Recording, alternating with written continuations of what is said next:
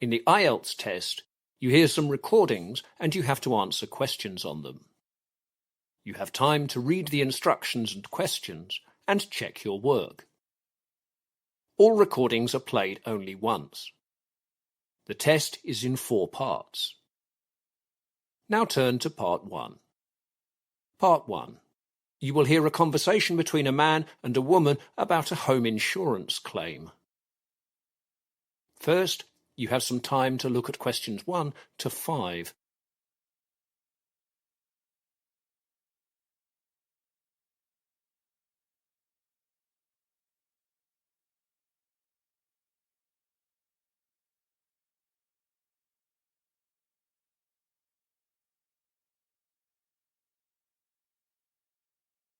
Now we begin.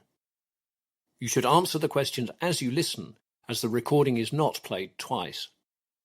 Listen carefully to the conversation and answer questions 1 to 5. Good morning. Good morning. How can I help you? I don't know if you remember me. I bought my car and home insurance here 8 months ago. Yes. I remember your face, but not your name, I'm afraid. Oh, that's okay. So, what can I do for you? I'm afraid we had a break-in at our house.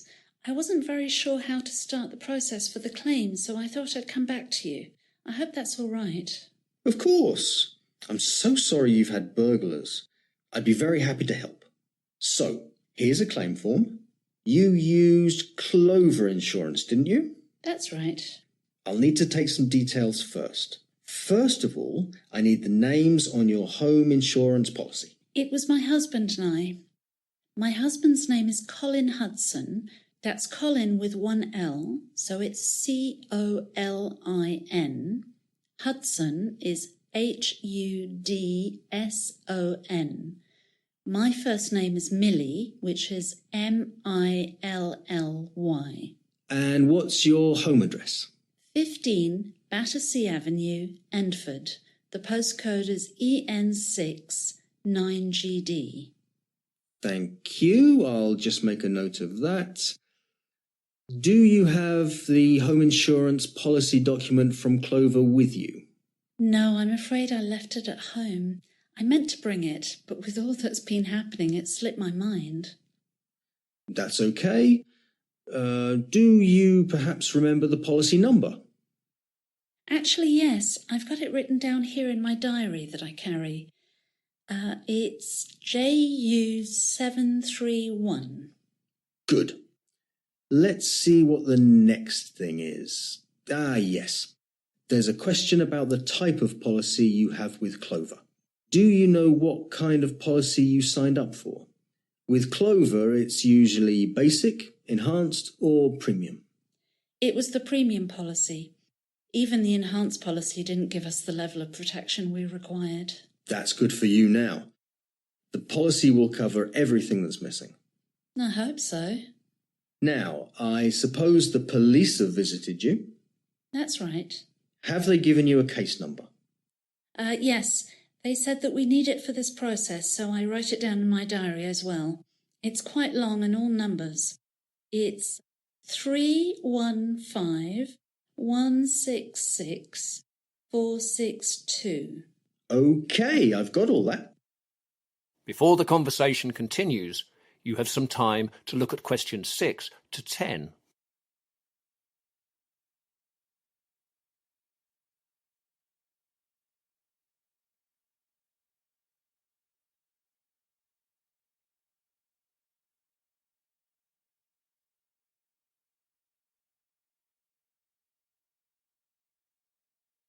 Now listen carefully and answer questions 6 to 10.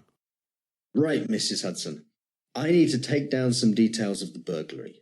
Normally you'd do this on the form, or you could do it online, but as I'm here, we can do it together.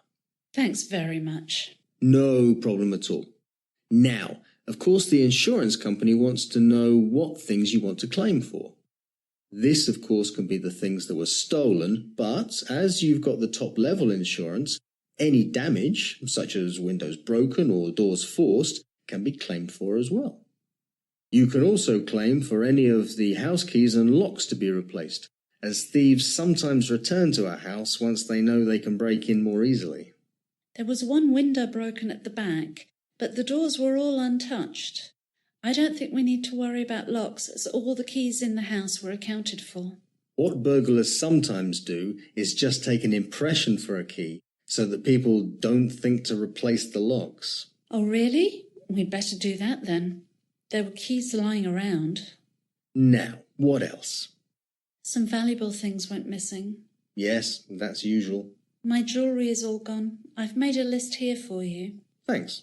Fortunately, my husband and I were both wearing our watches, and my husband had his silver tie-pin on the tie he was wearing.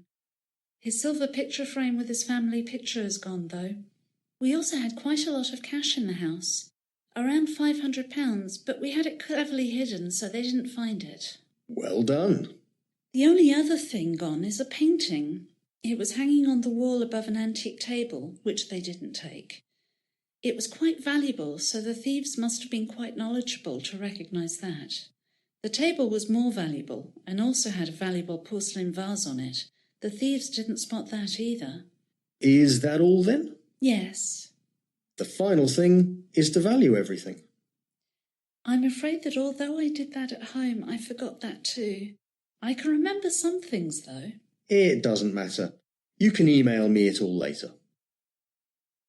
That is the end of part 1. You will now have half a minute to check your answers.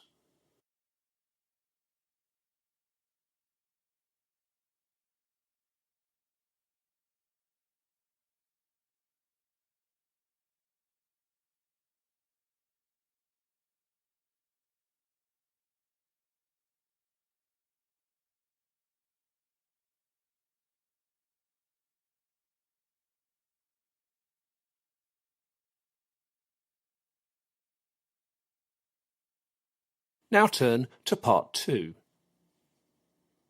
Part 2. You will hear a man giving some people information about things to do in a seaside town. First, you have some time to look at questions 11 to 15.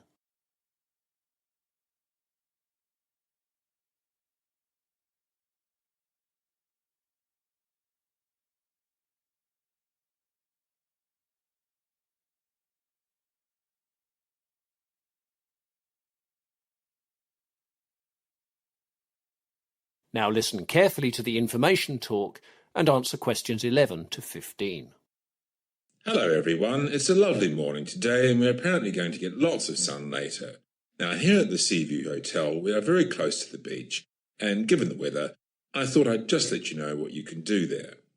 If you leave the hotel from the back, take a left and follow the path down to the beach. You'll pass a mini golf on the way on the right. It's not that expensive. And if you've had enough of the beach, it's a really fun way to spend an hour. When you get to the beach, you'll see the pier straight in front of you. It stretches out into the sea and is a nice walk out. It only costs a few dollars to walk on the pier unless you want to go fishing, and then it costs a bit more. On the left of the pier, when you face the sea, there is, of course, the beach. You can lie down here and sunbathe. Swimming is very safe, but do check the large flags that the lifeguards put out. Lifeguards have their shed on the beach, here just next to the pier. A green flag means that swimming is safe, and this is usually what you'll see. Every now and then, though, you'll see an orange flag.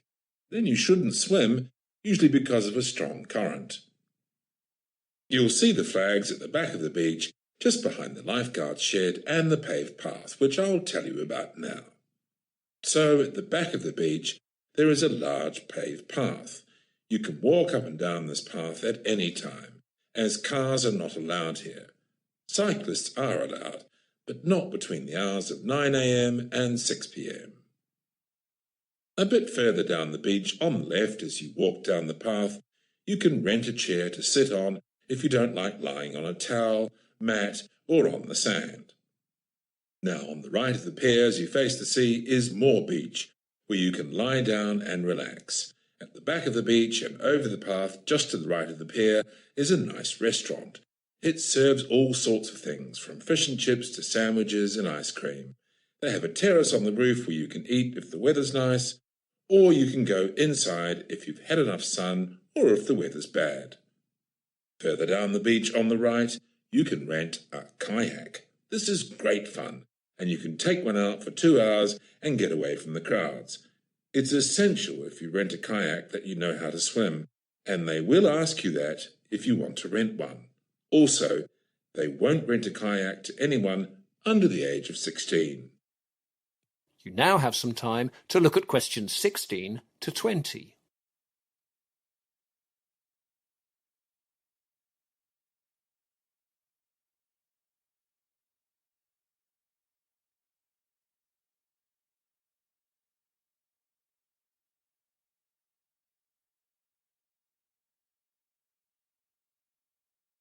Now listen to the rest of the information talk and answer questions 16 to 20. After you've had your nice day at the beach, you will have the evening to enjoy. If you fancy watching some live entertainment, there are 2 places you can go. Firstly, there is the Playhouse Theatre, which this evening is presenting Murder in the Library. This is a crime play that is sure to be a lot of fun. This begins at 7:30 and ends at 10. Secondly, if you prefer some music, there is the Summer Show House, that tonight has a battle of the bands for young people. This starts a little earlier at 7, goes on until 10:30. You'll be sure of getting a variety of different music from the young talent from the area. To find both of these places, go left out of the front of the hotel and walk down the road. You'll come to the Playhouse first.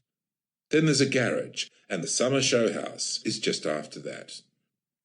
If you still fancy some more time on or near the beach, there is a firework display being held at 10 o'clock at the end of the pier.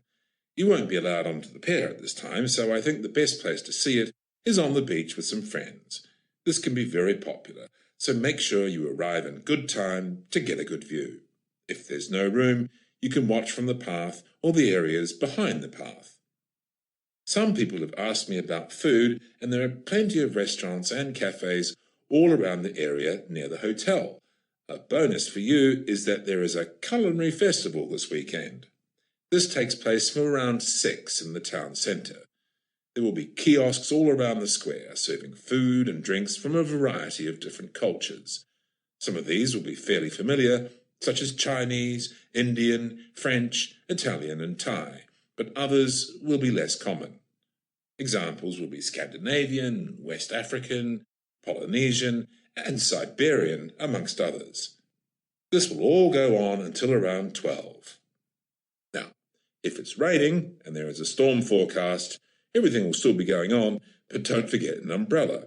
However, if the rain puts you off, there's a cinema about 5 minutes walk away from the hotel. Just turn right when you leave the hotel. Another option is the comedy club, though this starts a little later and is a bit further away, needing a taxi rather than a walk or a bus to get there. Doors open at 9 and it goes on until midnight. It costs $10 to go in. That is the end of part 2. You will now have half a minute to check your answers.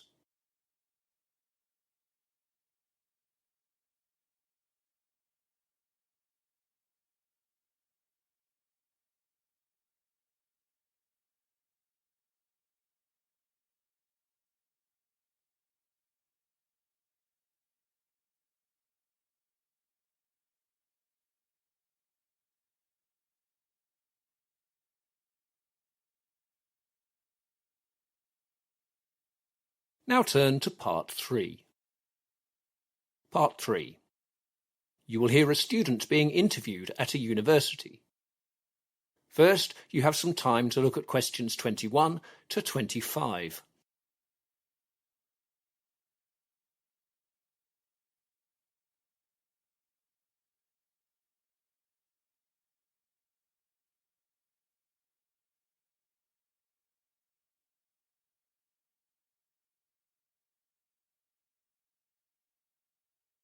Now listen carefully and answer questions 21 to 25.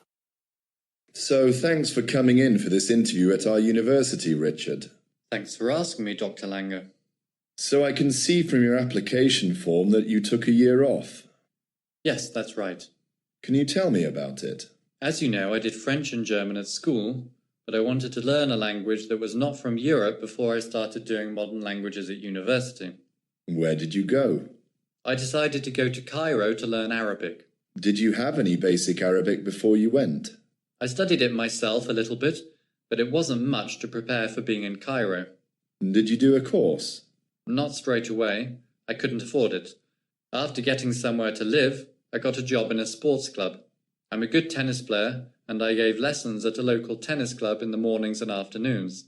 Did you need a work permit? Theoretically, yes, but the tennis club wasn't worried about that. Later, when I saved some money, I took an Arabic course. My parents helped out with the costs of that as well. Did you find Arabic difficult? It depends. Initially it was hard, as it was so different, but I soon found out that the grammar was very straightforward. I found the pronunciation really difficult, and the reading also was really hard. I had to master the alphabet before I could start to make sense of it. When did you start to become operational in Arabic? In speaking, I could start having conversations after a couple of months. I had lots of opportunity at the tennis club to practice, but it was in the evenings when I would go to cafes and talk with people there that my spoken Arabic really took off. The locals were very friendly and delighted that I was trying to learn their language. Most people would chat to me. And the reading and writing? That took a lot longer, and I'm still not great at it now. The good thing about the writing, though, is that all Arabic is the same when written, whereas the speaking versions can vary in dialects in all Arabic-speaking countries. How did you like the food? Cairo is a very cosmopolitan city, and you can get all sorts of food there. The basic fare is rice, breads, grilled meats and salads.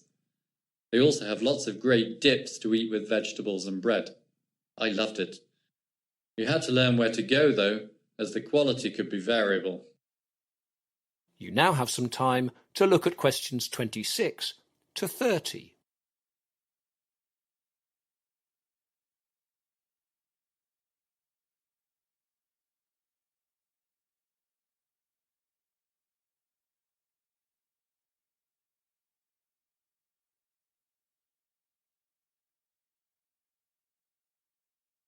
Now listen to the rest of the interview and answer questions 26 to 30.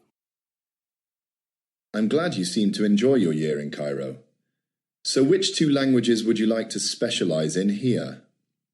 That's a difficult question, as I'd like to continue with my French and German, but I don't want to abandon my Arabic.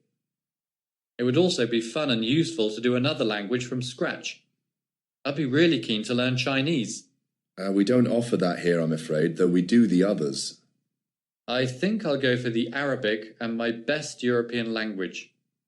My German is a bit rusty, but I also practice my French in Egypt. I'll go for the French, I think. That would be a good mixture.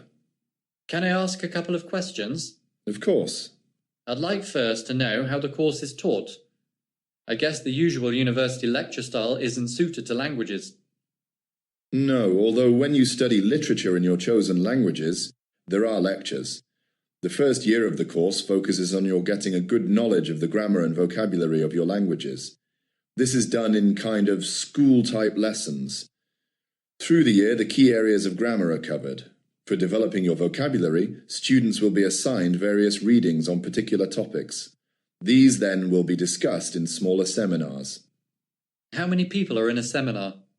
Usually 6 to 10. These sessions are led by a native speaker of your languages, and the focus will be on developing fluency in speech and vocabulary. That sounds good.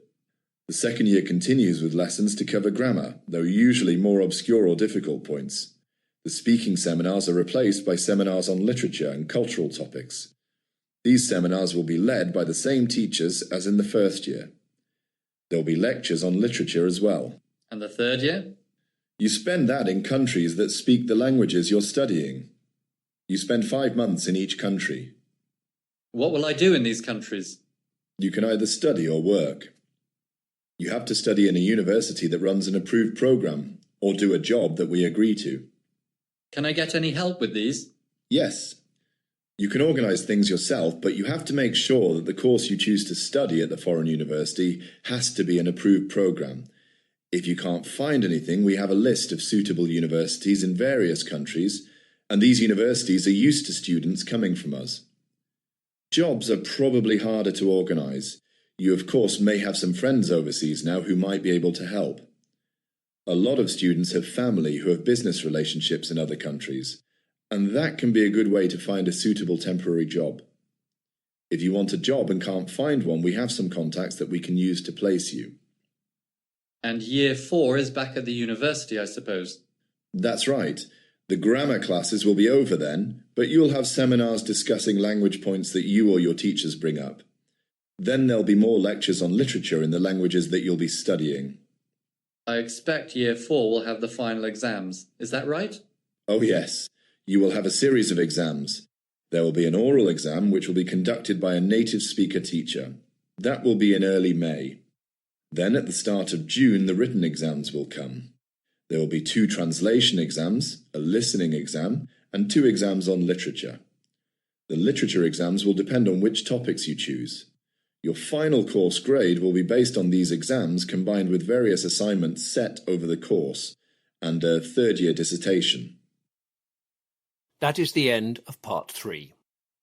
You will now have half a minute to check your answers. You will hear part of a presentation about the early history of salt. First, you have some time to look at questions 31 to 40.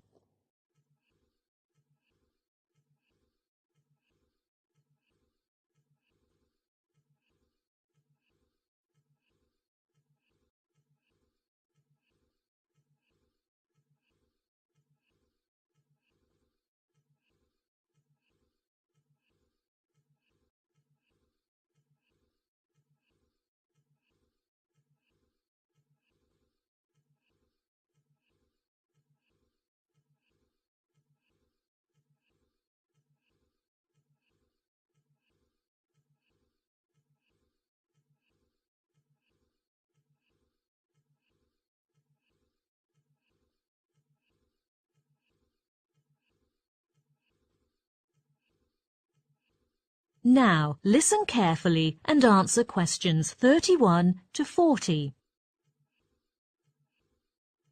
In my presentation, I'm going to talk about salt. In modern times, when we talk about salt, people may associate it with high blood pressure or increased heart risk, and many health experts warn that we should use less salt in our meals and dishes. However, we should not ignore its importance in our cuisine and even in early human history. Salt is one of the oldest, most ubiquitous food seasonings. The taste of salt is one of the basic human tastes. More importantly, salt plays an indispensable role in the health of human beings. For example, it regulates the body's acid-base balance. Because of its importance to survival, salt has often been considered a valuable commodity during human history. This can be tracked all the way back to ancient Greece, ancient Egypt, and ancient Rome, when salt was highly valued and used as a method of trade and currency. In ancient Rome, the busiest road leading to the city was the Via Salaria, which means the salt route in English. A soldier's pay, which partly consisted of salt, was known as salarium argentum in Latin, from which we derived the English word salary. A soldier's salary was cut if he was not worth his salt, an expression still used today. In fact, salt was not only the first condiment discovered, but also the first preservative. We know today that food goes bad because microorganisms in the food multiply in abundance, and a high salt environment is not conducive to microbial reproduction. Extremely high concentrations of salt can even kill microorganisms in the food. The ancients certainly didn't know this, but they did know that salted food can be preserved for a long time. The use of salt as a preservative can be traced to ancient Sweden. At first, hunting was the principal means of livelihood. In this case, meat supplies were unlikely to be frequent. What's more, fewer animals were available for hunting. In order to ensure the supply of meat, many families in Sweden began to raise animals in the surrounding forests during the summer, when the weather was suitable for animals to survive. These animals were fed every day until about 3 to 4 months later. That's in October. They were ready to be butchered for meat, and that was the only month when ancient Swedish people had fresh meat on their table. Then, with the continuous increase in productivity, people finally had some meat left. However, how to store the meat had become a headache until someone invented a whole new way to preserve food: salting. People tried to keep meat from going bad by adding some salt to it, and it could be preserved for several months and even years. There was evidence that salt was widely used to preserve meat. Historical documents in 1573 recorded the Swedish king's everyday meals, mentioning that 175 pounds of meat was consumed each year, but over 150 pounds was salty. From this, we can clearly see the importance of salt in Sweden at that time. In addition, the documents also noted the annual sales of beer in Sweden soared during that period, and this must be related to high levels of salt in their food.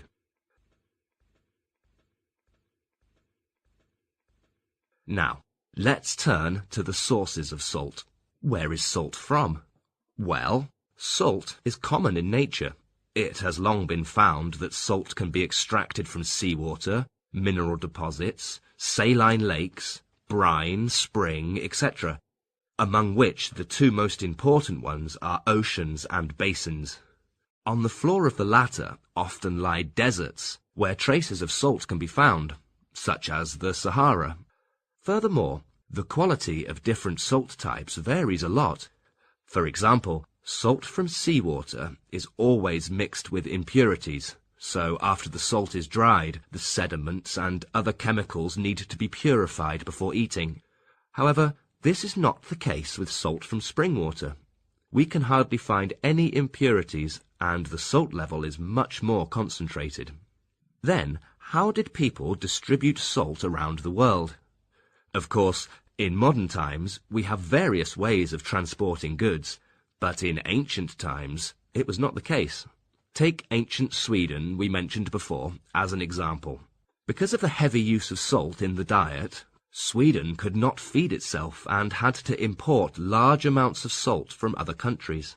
In order to make sure they could buy enough salt from abroad, the Swedish had to attach great importance to shipping and keep it undamaged, as it was the most crucial way at that time.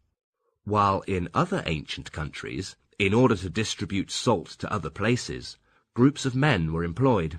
They put bags of salt on their shoulders or backs and moved them to the surrounding regions, and gradually these people were considered as a mode of transport in early times. Later, with the improvement of traffic conditions, salt trade between different regions was boosted, and long-distance food trade was also promoted, making communication between different cultures more frequent and